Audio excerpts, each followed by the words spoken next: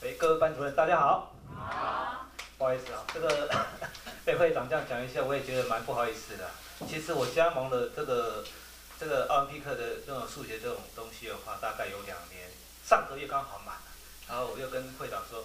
时间到了，你怎么还没有过来？其实来讲，加盟这一个也是刚好一个因缘之际啦，刚好我的补习班有一点危机出现了，因为所有6年级都跑掉了，结果糟糕，我的房贷缴不出来，怎么办？哇，就跟会长谈了一下，结果会长说这个东西是可以试试看的，然后我就去跟会长聊了大概有快1个下午，那个时候我印象最深刻是礼拜6下午，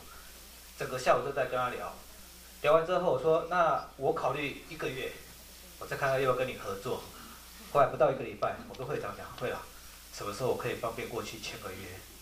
他说：“没问题，随时都可以过来。”那我在跟他讲完之后，我说：“好，那么约签完以后，我要下一步要怎么经营呢？”他只丢一句话给我：“我给你3个电话，去找这些人。”后来很幸运，我就找到了一个新店的那个群的那个李老师，他跟我教一些技巧跟方法。其实这技巧跟方法，其实也是我去研究了一段时间之后，慢慢去问一些前辈，然后告诉我说这个方法怎么经营，我再慢慢才知道说，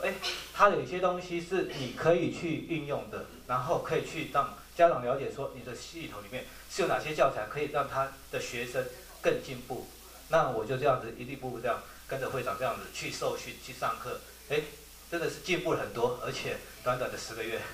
我的收支平衡之外，还有一点房贷可以缴得出来，大约5万多块。所以在这部分的话，其实来讲，我是觉得说，因为它体系很多教材其实都可以运用，是看你想要运用哪些教材。那我运用的是4本啊，好，4本再加上一本仿本，因为加盟班的话跟直营校的教材是不太一样。那我用的是计算应用几何去突破这个我的难境。那家长他们其实也注意平衡，就是说，我现在这些东西我可以看得到的，我可以知道的 ，OK， 我就秀给他看。那我主要是说，我还有跟总部合作，就是我有加盟那个线上的测试。线上测试来讲，我不晓得在街头有没有在用，我觉得我用的还蛮顺手的，因为只要小朋友家长说我要检测，我只跟他讲一句话：你给我1天时间，我跟总部连线，教材出来的话，我就可以知道说你小孩子到底哪边有问题，哪边可以补救。那小朋友一来的时候，我跟他讲说1个小时时间，请家长先回去休息，好的时候再打电话给你来，我的分析报表就可以给你，就像有点这样健康检查一样。那家长就会觉得说好，那我小孩子就交给你，我先回去休息。然后1个小时之后，请小朋友打电话给家长来的时候，我把所有东西给他看，把教材秀给他看，家长基本上都可以接受，那就一个一个各个击破。因为我的方式是像我们刚会长讲的。